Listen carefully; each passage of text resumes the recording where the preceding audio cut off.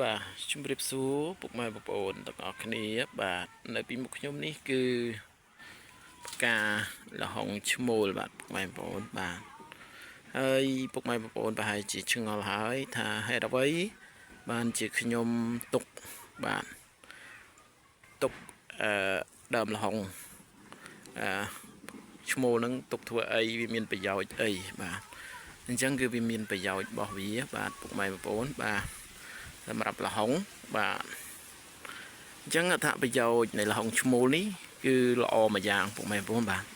គឺយើងអាចយកនេះអាផ្កាខ្ចីផ្កាហ្នឹងយើងអាចយកទៅស្បកកូរបានយ៉ាងឆ្ងាញ់ពិសាបាទពុកម៉ែបងប្អូនបាទសម្រាប់បុកហូបបាទយ៉ាងឆ្ងាញ់ពិសាហើយស្លឹករបស់វាពុកម៉ែបងប្អូនស្លឹករបស់វាយើងអាចយកដាក់ឲ្យសត្វស៊ីបាទពុកម៉ែបងប្អូនអាចឆ្ងល់ទៅអីសត្វអីស៊ី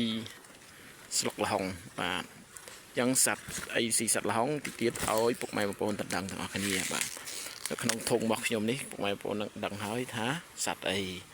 ឡូវចូលមកមើលទាំងអស់គ្នាបាទពុកម៉ែបងប្អូនសត្វអីនោះគឺសត្វចងនេះពុកម៉ែបងប្អូនឃើញទេបាទនេះជាសត្វខ្យងពុកម៉ែបងប្អូនបាទនេះឃើញទេនេះជាសត្វខ្យងយល់ថាវាស៊ីនេះពុកម៉ែបងប្អូនបាទវាស៊ីស្លឹកលហុងបាទអញ្ចឹងស្លឹកលហុងគឺថាវាមានគុណប្រយោជន៍អញ្ចឹងបាទពុកម៉ែបងប្អូនបាទផ្កាវាមានប្រយោជន៍ស្លឹកក៏វាមានប្រយោជន៍បាទអញ្ចឹងវាមានប្រយោជន៍ផ្សេងគ្នាបាទពុកម៉ែបងប្អូនបាទសម្រាប់វីដេអូនេះគឺខ្ញុំមានតែប៉ុណ្្នឹងទេពុកម៉ែបងប្អូនបាទ